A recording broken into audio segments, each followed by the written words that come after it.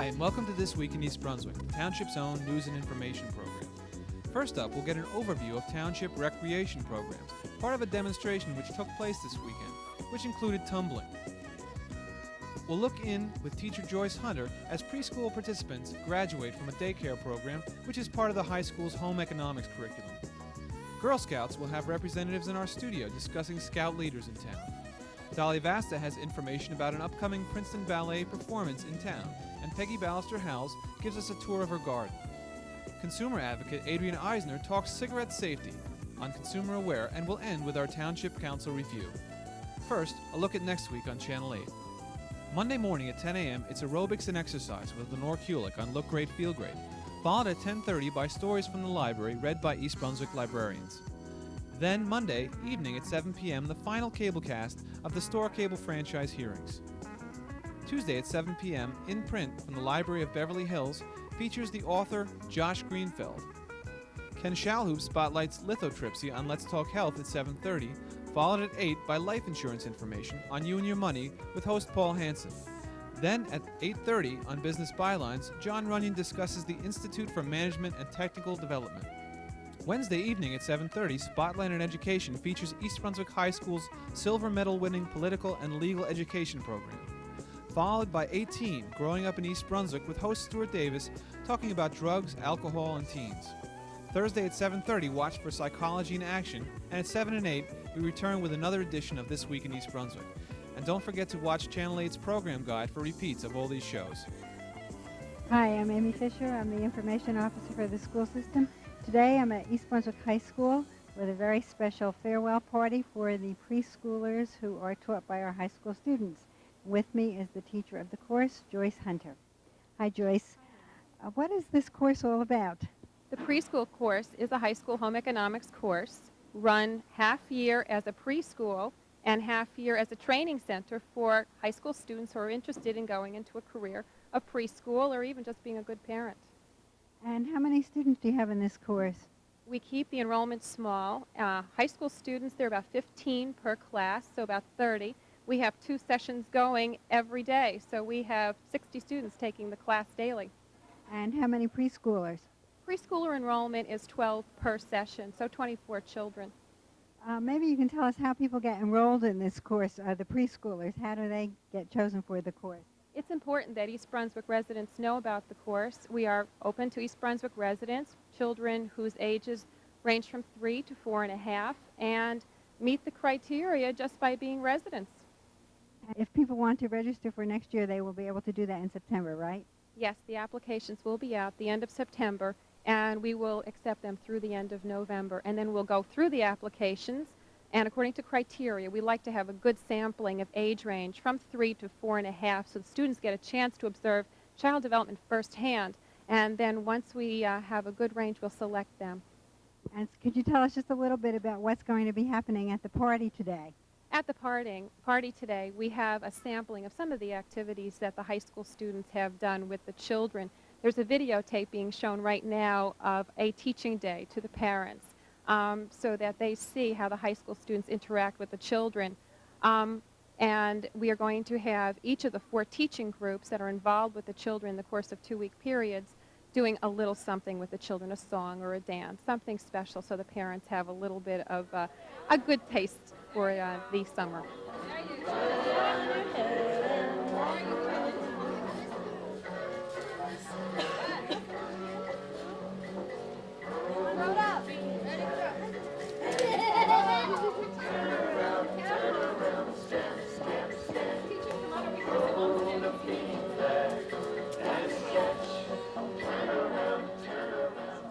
Well, here we are with some of the students in the course, and we're going to see what they feel about the course.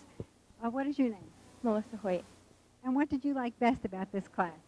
I really enjoyed working with the children and watching them grow during the year. Do you plan to have a career in this field? Yes, I do. Okay. And what is your name? Marie Carbone. And what did you like best about this class? I liked being with the children. I like both kids. They're really cute. Is there any special activity you do with them that you liked particularly? The art. Do you plan to go into this as a career? I'm not sure yet. I'm really not. Okay, and we have one more person here. What is your name? Kelly Clark. And what was your favorite part of this course? I like learning about how to deal with the different stages that children go through. And do you plan a career in childcare? Yes, I do. Do you know where you'll be next year? I'm going to Middlesex for one semester, then I'll transfer to New Hampshire.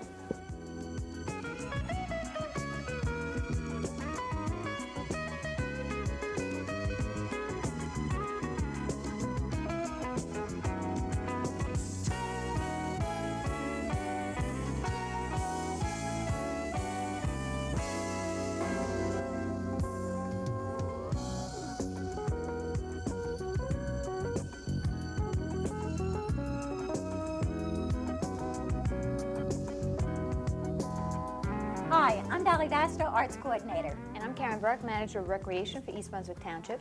And we're back together again. Quick year, folks. Right. And boy, do I have a great program for you to come to. At the Playhouse. At the Playhouse 22, that's right. June 17th, 18th, and June 19th at 3 o'clock in the afternoon. We're bringing in the Princeton Ballet. I know, I'm excited. They are so wonderful.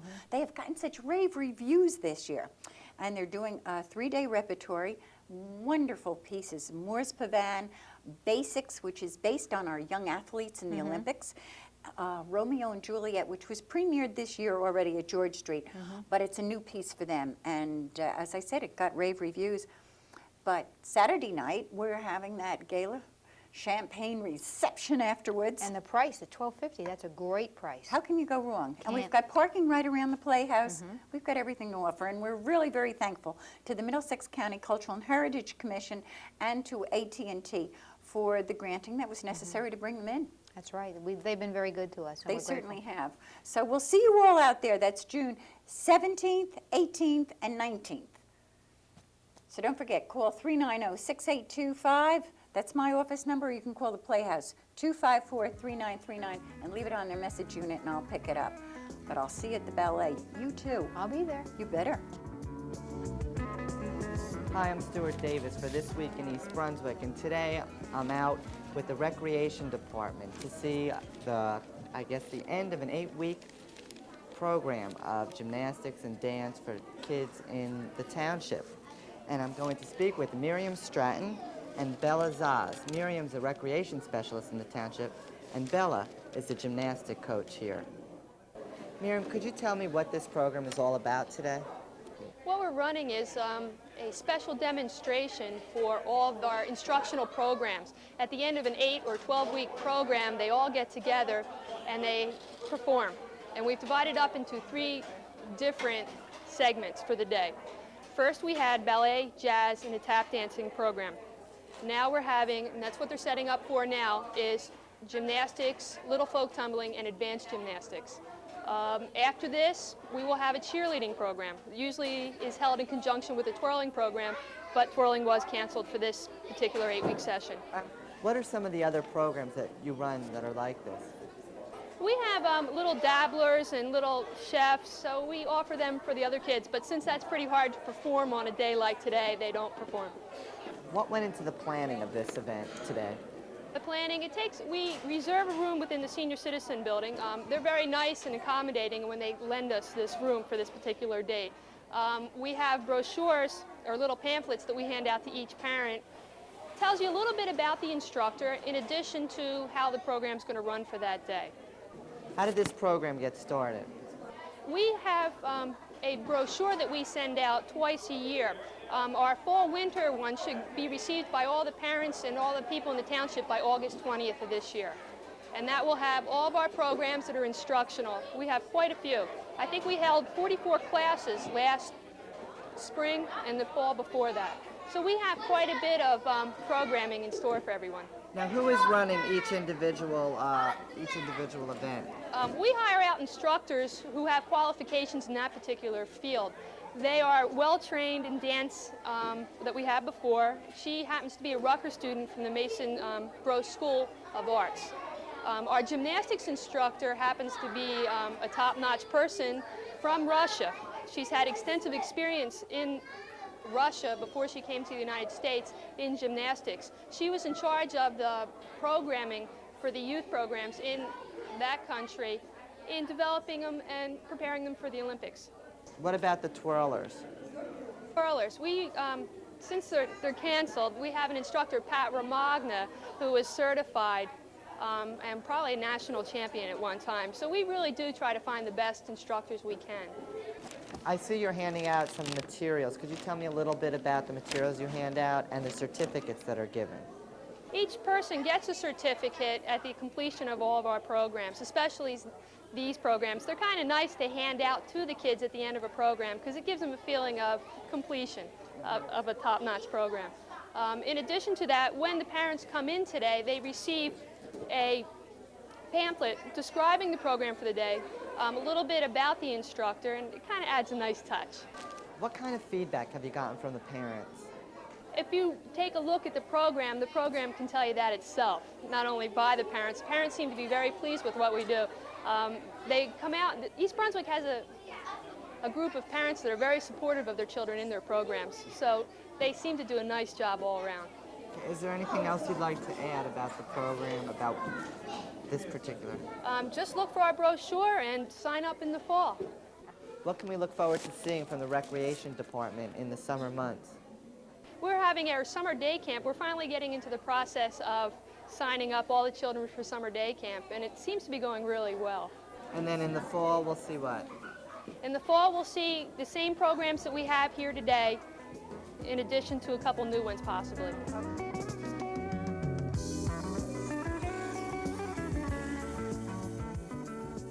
Bella, could you explain the involvement you have in gymnastics in the township? I have been working here for 3 years. I teach gymnastics children from 4 years old till 14. So. And had quite a bit of experience in the field. Yes, I have more than 20 years of experience. I worked in Russia for about 20 years in Russia, and here for about 8 years. Do you find it different working with the No, it's not different. The kids the same in each country. They are good. When they love gymnastics, they do everything they can, and I'm happy with them. I don't see the difference. And how have the kids been here? Have you find that they progress a lot? Yes, yes. Who practices here for 3 years? They're in advanced group. They do more advanced skills. They're more good gymnasts. You'll see today. And when I start with them, they're small, they're weak, and then they develop their strength and everything. Do you see any potential Nadia Comaneci's or Olga Korbits here? Or? I have children, very good children, but I don't see so good as Nadia Comaneci yet, because it's very exceptional girl, very exceptional.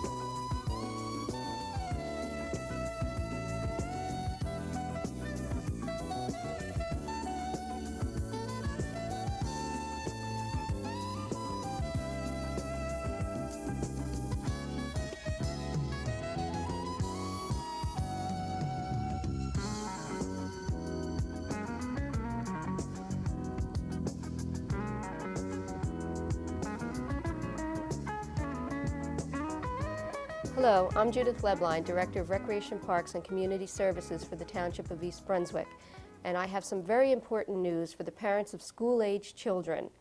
The school-age child care program proposed for September 1988 has announced its 4 sites. School children at Central, Chittick, Memorial, and Bound will be eligible for the first 4 pilot sites for the school-age child care program, or the Latchkey program as it's become known. This week, or at the last day of school, your children will be bringing home this registration form. It's vital that you fill it out and send it in immediately with a $20 non-refundable registration fee. This will ensure that your child will have a spot come September in the after-school program. For those parents of students that aren't at these schools, we hope to start a school-age child care program at your child's school by January of 1989. As you may know, this is a pilot program, so the first 4 sites, it's vital that we receive full registration and that we have a successful 3-month period so that we can then move to the 8 sites. If you have information that you need further on this program, or you have some questions, you can call me at my office at 390-6983, and you can speak with Jan as well. Remember, the students will be bringing home this form in the next couple of days. Mind you, they have a lot of things they're bringing home, emptying those desks, but this is the most important if you need after-school child care come September. We hope to see your registrations, and we thank you for your support of the program.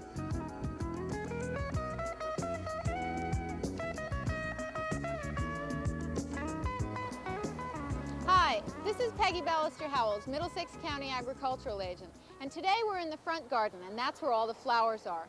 There's a few unusual things that are in bloom right now that I'd like to share with you. One of the first is the armaria, or sea pink. It's a small rock garden plant that's covered in tiny little pink Sputnik-like flowers. It'll bloom for a month or maybe even 2 and stays really attractive for a long time in the garden.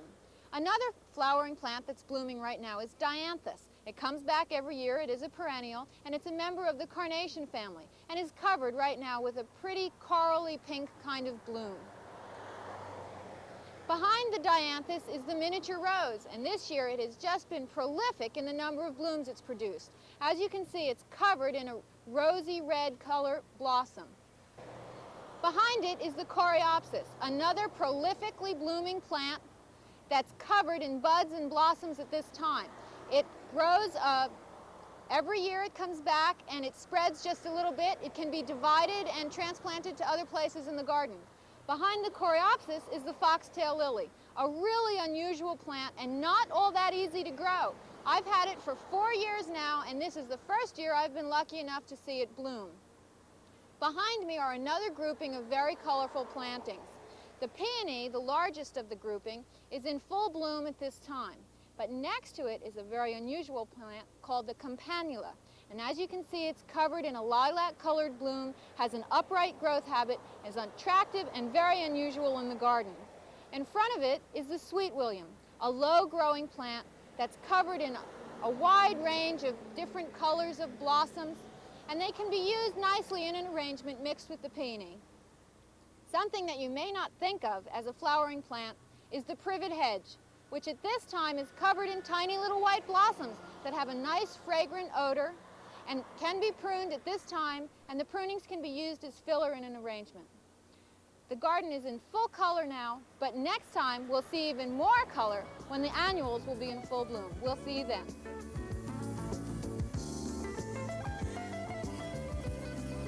Hi, my name is Faye Bizzip, and I'm the Public Relations Director for the Delaware Raritan Girl Scout Council located here in East Brunswick. And this is Annette Berkowitz, Field Executive for the Township. We're here today to tell you a little bit about the Girl Scout program, what our Girl Scouts do, and what our leaders do. Girl Scouts make this town a wonderful place to live, and we'd like to share this information with you. Annette? Hi, Faye. Yes, and I really appreciate your asking me to come on. East Brunswick Girl Scouts we have over 600 Girl Scouts in East Brunswick. We have over 12,500 registered members in all, and our office is located right here in East Brunswick, which I shouldn't say, but it does give us an extra special little something. We have some of the best leaders anywhere in East Brunswick. No insult to anybody else, everybody's great, but the East Brunswick leaders managed to do some really exciting programs. Can you tell us a little bit about the programs? Well, build cows that can be milked, little things like that. But we, first let me tell you a little bit about the leaders themselves. We are headed up by 2 volunteer coordinators, and their names are Chris Randolph and Marianne Schultz, and they manage to keep the whole thing together. East Brunswick does a lot of the programs, a lot of workshops. As you know, Junior Girl Scouts especially are into earning badges. And the badges are anything from science, sleuth, to food, fiber, and fun. And they are really learning experiences. And the girls get all sorts of hands-on learning from that. It's really a great experience. And the volunteers, how do you volunteer for Girl Scouts? How does it work? Do we call Marianne, or how does that work? Okay. Our volunteers are really dedicated souls. Not when they first start. Almost, I have to say this, 80% of the volunteers are in it because they didn't have a choice. Their daughters wanted to join Girl Scout and she needed a leader. Okay, I'll tell you what, Annette, we're almost running out of time, so why don't you give us a phone number that people could call and who to contact? Okay, this really went much faster than I expected. The number is 821-9090. That's the Delaware Raritan Girl Scout Council. Please call anytime, 9 to 5, and there's a machine on if you call after that. Just leave your name and number. We need you. We need leaders, and we want girls. It's a great program, and they'll enjoy it. Thank you very much. Thank you. Hello, and welcome to Consumer Aware. I'm Adrienne Eisner, Director of the East Brunswick Consumer Affairs Office. Children and cigarette lighters are a deadly combination. A field study recently completed by the United States Consumer Product Safety Commission showed that some children as young as 2 years of age are capable of operating lighters. More than 120 persons are estimated to die each year from fires started by children playing with lighters. Of these, about 90 victims are less than 5 years old. Cigarette lighters are fascinating to many children. They are colorful, fit easily into a small hand, emit sparks, and produce a flame. Recently, a number of specialty lighters have appeared on the American market. They are in the form of cars, jeeps, motorcycles, cameras, and ice cream cones. While not promoted for use as a toy, their size and construction is such that their toy-like appearance makes them particularly attractive to children. Further, they can be easily handled and operated by young children. Therefore, extra precautions need to be taken to keep these lighters out of the hands of children. Remember, keep lighters out of sight and out of your child's reach. Never encourage a child to play with a lighter or think of it as a toy. Do not use it as a source of amusement for a child. Once their curiosity is aroused, children may seek out a lighter and try to light it. Children may be particularly attracted to the toy-like lighters. Please take these important precautions and protect your children. If we can be of further assistance with any consumer problems, please call us at the East Brunswick Consumer Affairs Office. We are located in the municipal building, and our hours are from 9 a.m. until 5 p.m. Our telephone number is 390-6954. Thank you for joining me on Consumer Aware. See you again next time. At Monday night's action meeting, the council once again voted against dense development. Councilman Jack Sinagra, Russell Walker, and Joseph Hudak turned down an ordinance that would have changed the zoning of land bordered by New Brunswick Avenue, Cranberry Road, and Ruse Lane. The change would have turned about 13 acres now zoned for 1/3 of an acre residential lots to a dense residential or retail zone. Councilman William Kirk and Louis Becker supported the rezoning. The zoning change was introduced because the township needed about a half an acre of the parcel for the new senior citizens housing project. The owners of the land, the Picaros, agreed to donate the half acre in exchange for rezoning. The council, however, opted for condemning the Picaros' land rather than awarding the Picaros with a zoning windfall. This ordinance is scheduled for public hearing June 27th.